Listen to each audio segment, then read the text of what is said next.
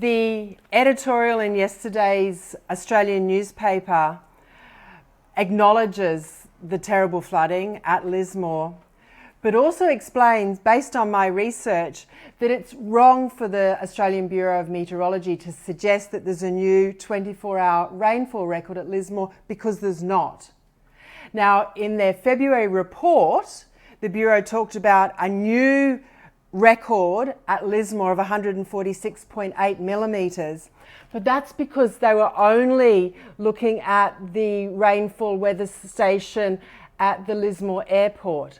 If you consider the longer record, which starts in 1884, then the wettest day in Lismore is still February 1954. So it's 21st of February 1954, 334 millimetres. Now, we have had a lot of rain this last February in southeast Queensland, where I live, and also northern New South Wales, but it hasn't been unprecedented. It's interesting that the Australian Bureau of Meteorology, they start the official rainfall record for Australia in 1900. And yet we've got so many records going back to the late 1800s that show extraordinary 24-hour totals back, for example, in 1893.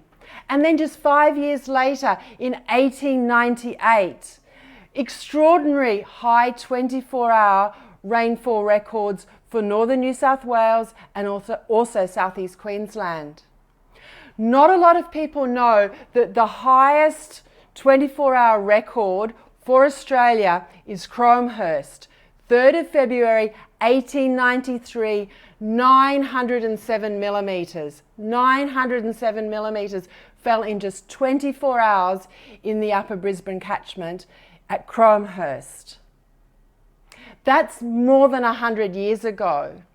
Those totals, when you consider the long record, when you consider how much rain fell in 1893, 1898, then we've got 1954, 1974, it puts this recent February in perspective. It shows that the totals that we've had this last month, while very high, while extreme, are not unprecedented.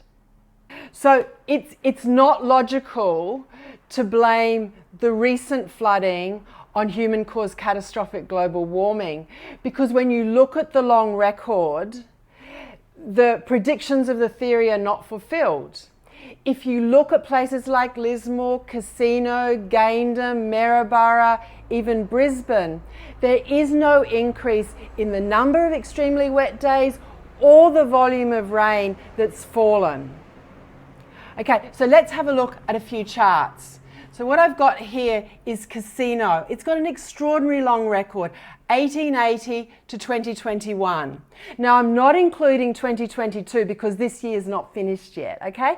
But let's just look at 1 year. So that includes a summer, an autumn, a winter, a spring. And let's compare. Let's look at 90th percentile. So that's the 10% of wettest days for Casino, and we can see that 1889 was a very wet year, that 1883 was quite wet, that the late 1800s very wet, and then look at 1901, beginning of the Federation drought, it was dry. 1920s, late 1920s, wet again. So you have these periods of dry, these periods of wet. That's the frequency of extremely wet days. If we come down to this next chart, and you can get the volume of rain falling. This is the total millimetre volume of rainfall. And you can see that we have these cycles of wet, late 1800s, and then dry with the Federation drought. Late 1929, wet years, and then drought again. And then, of course, the 1950s, they were wet years, and early 1970s, wet. And then we had the periods that were very dry during 2000 through to 2009. And then, of course, 2010-11. Extraordinary wet years. And I think in the context of Lismore, people were thinking that it was extraordinary that it flooded so badly in 2017, but it wasn't going to flood again. And yet here now, we've got 2022, we've got extraordinary flooding again. These cycles, wet, dry, and they tend to correspond with your La Nino, El Nino periods. And of course, I think this extraordinary wet summer, we can, to some extent, perhaps look at whether the atmosphere is supercharged with volcanic aerosols as a consequence of the eruption of the Hunga Tonga, the Tongan volcano that erupted early January. That volcano, that eruption, it's probably the most extraordinary, the largest eruption in the South Pacific, probably for my lifetime. And the aerosol plume was blown west across to Australia, and we can see the extraordinary rainfall in Central Australia that occurred late January corresponded with the arrival of those volcanic aerosols. Then they went around the planet and they were back above southeast Queensland from about the 15th of February, and that corresponded with the La Nina conditions and the East Coast low, and we had this extraordinary, not unprecedented, but extraordinary high rainfall totals in southeast Queensland and then northern New South Wales. So I suspect, the 700 millimetres that fell at Rosebank in the upper Lismore catchment, that atmosphere would have been supercharged with those volcanic aerosols. And then add to that the La Nina and the East Coast low, and we've got these very high rainfall totals. But I really think that we should plan. We should be building levees high enough to deal with these extraordinary high rainfall totals, because we should expect it, because we should look at the long rainfall record and understand that you have these natural cycles, and then you can have extraordinary wet periods within the wet cycles because you have the atmosphere supercharged from a volcanic eruption. In this book that I edited, Climate Change, the Facts 2020, there's a chapter in this book, Cosmoclimatology by Dr. Henrik Svensmark. And he talks in this chapter about cosmic rays and how depending on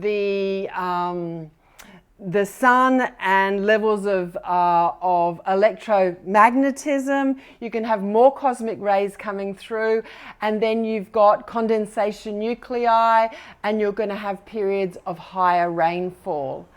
And it's not only cosmic rays that can be a form of condensation nuclei, but also aerosols from volcanic eruptions. It's a great chapter, chapter 10 in Climate Change, the Facts 2020, and it talks about the cosmic ray cloud hypothesis, which is relevant to also understanding how volcanic aerosols can supercharge the atmosphere, meaning that you're going to have even higher rainfall during a La Nina period if you have an extraordinary volcanic eruption, which was the Tongan volcano, January 2022. It's interesting to think about, I don't know how many people have heard of what is known as the year without a summer. That was 1816.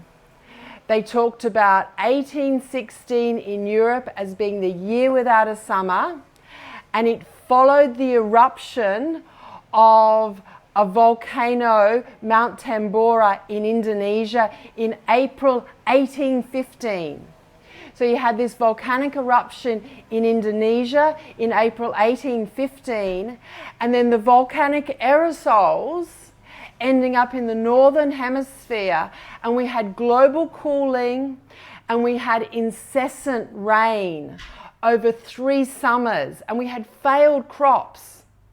Back then they didn't blame human-caused climate change or coal mines, they blamed the volcanic eruption. If we're serious about anticipating periods of extreme rainfall, then the Bureau of Meteorology should not only be looking at the long records going back to the 1850s, 1860s, 1890s, but it should also be monitoring these volcanic aerosol plumes, because they can have a big effect on local rainfall. There's been absolutely terrible flooding in places like Lismore, but also Brisbane and Gympie. Let's have a look at the rainfall records for Lismore, because if we're going to blame climate change, and I know a lot of people are blaming climate change, then what we should see in the record, the long record for Lismore, we should see an increase in the frequency of extremely wet days and the amount of rain that's falling on those very wet days. And indeed, that's what people, for example, various people from the Climate Council and the ABC have been saying, well, we've had an increase in the frequency of really wet days and in the amount of rain falling. But look at the data, and that's just not the case. So with Lismore, we've got a lovely record from 1885. So they started recording rainfall at Centre Street, Lismore in 1884. But the first full year, for the first complete record, is 1885. And we have a lovely long complete record through to 2021, 137 years, which is a long time. And what we can see in terms of number of wettest days, so we're talking about 90th percentile, so we're talking about the 10% of wettest days for Lismore, we can actually see a decline in the frequency of really wet days. If we want to look at Lismore and this record in terms of annual total millimetre volume, again we have a decline, because the late 1800s was so wet, and then it was quite wet 1929, and then it was quite wet again 1974. While I haven't included 2022 in this record because this year has not ended yet, it's likely to end up being one of the wettest years, but probably not the wettest, because we know that the wettest 24 hours ever to fall in Lismore was the 21st of February 1954. That was the wettest 24 hours ever recorded in Lismore, with a record that goes back to 1884. Now, the Australian Bureau of Meteorology published their monthly report, and they were talking about a new record for Lismore, but it wasn't a record at all, because they were only looking at the airport weather station and the data from the airport weather station in Lismore. But that record only starts in 2003. You really need to consider the long record for Lismore, which is the Centre Street record and the airport record together. And then you can see that the very wettest 24 hours for Lismore ever was the 21st of February 1954. Now, the wettest year, if you take the totals, was 1893. That was, if you look at the totals for Lismore, for a whole year, it was 1893. But these charts, I'm looking at the 90th percentile, the wettest days, because I've heard it so many times on the ABC. Now, I'm not a big ABC listener, but I turn across sometimes, and certainly I was sent lots of links to their Media Watch program, and they were talking about unprecedented rainfall and unprecedented flood heights in Lismore. Now, we have had an extraordinary flood peak. We have a new record, 14.37 metres at Lismore. But you have to ask the question, was the new flood peak at Lismore, is that a consequence of your high rainfall totals in the upper catchment? Or could it have something to do with the fact that they didn't build the levee banks high enough?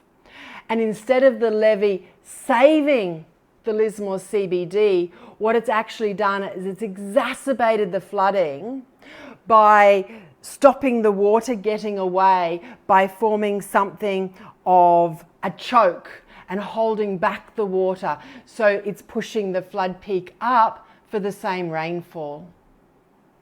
Could the flooding have actually been exacerbated by the very levee system which was meant to protect the Lismore CBD? The levee system was, I understand, approved in 1999 and built soon after. And it was first breached in 2017 and then again this summer. And this summer, the flood peak in Lismore has been 2 metres higher than 2017, which was already extraordinarily high. So the flood peaked this year in Lismore at 14.37 metres.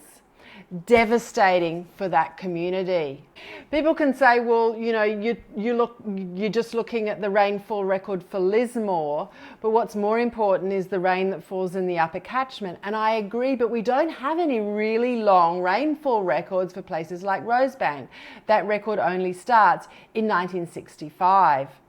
And if you really want to understand if the current rainfall is unprecedented, then you really need to look at rainfall records that go back to 1870, 1880. So let's have a look, for example, at Casino. Now we've got rainfall records for Casino.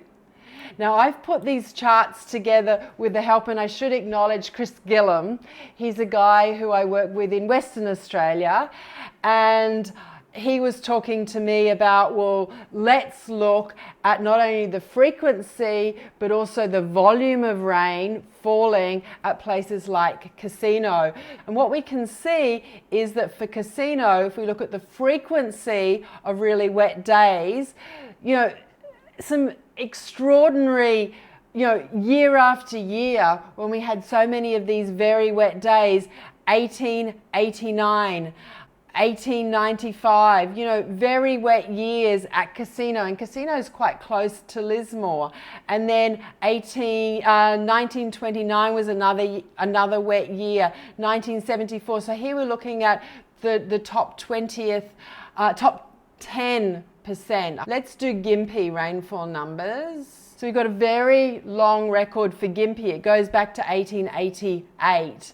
And if we look at the number of extremely wet days, looking at the 10% of the wettest days, very wet in the late 1800s, late 1920s, and then look how wet it was. That will be 2010, very wet. So, but overall, there is no increase in the frequency of extremely wet days. And then if we look at the volume falling, well, 1893, such a wet year at Gympie. So this is total volume falling in a 24-hour period and adding together the top 10% of those really wet days. So we see actually a decline in total volume over a 24-hour period, and also this chart is frequency of extremely wet days. So that's for Gympie. Let's look at somewhere like at Gayndah. It's got a very long record starting in 1906, so it doesn't include those very wet years of the late 1890s, but we can see 1956, very wet, and we can see 2010 was very wet. Now this record's only going through to 2021, but it can give us some idea as to whether there's been an increase in the frequency of extremely wet days or the amount of rain falling on those very wettest days for places with a long record like Gayndah. And we can actually see, if you just do a linear regression through, that there's not an increase in the frequency or volume. So these are locations in southeast Queensland, northern New South Wales that I've been looking at. And I'm more than happy, I've been looking at places that have been in the headlines where it's sort of been assumed from what's been on programs like the ABC Media Watch. You know, they've been talking about Gympie, they've been talking about Lismore, they've been talking at different times about places like Maryborough. Interestingly, the Maryborough flood levees held this summer, and you can see if we go back to 1888 for Maryborough, and here we're looking at frequency of extremely wet days, looking at the top 10%, and you can see again the 1880s, 1890s very wet, 1950s very wet in terms of frequency of wet days and also volume of rain falling. 1890s, that's probably 1893, that's probably 1956. They were really wet years. And if we're going to plan to protect communities like Lismore from years of extreme rainfall, then we should be including these years in our analysis when we're planning levee bank systems. These charts that I've been showing you, they're all based on Bureau of Meteorology data. But what we've done is we haven't just looked at the airport data, we've put the airport data with the data from Centre Street so that you've got the complete record for Lismore. And I've done that in conjunction with a guy called Chris Gillam. He's got a fantastic website, waclimate.net. Chris Gillam, waclimate.net. So much information, mostly about climate change in Western Australia. But because in Western Australia they're hearing also about Lismore and unprecedented rainfall, he's got into the Bureau website, onto the Bureau website, and started downloading data to see if these high 24-hour totals that we've had for southeast Queensland and northern New South Wales really are unprecedented or not. And he's found, like me, that yes, we've had some really wet days, some really high 24-hour totals, but nothing unprecedented.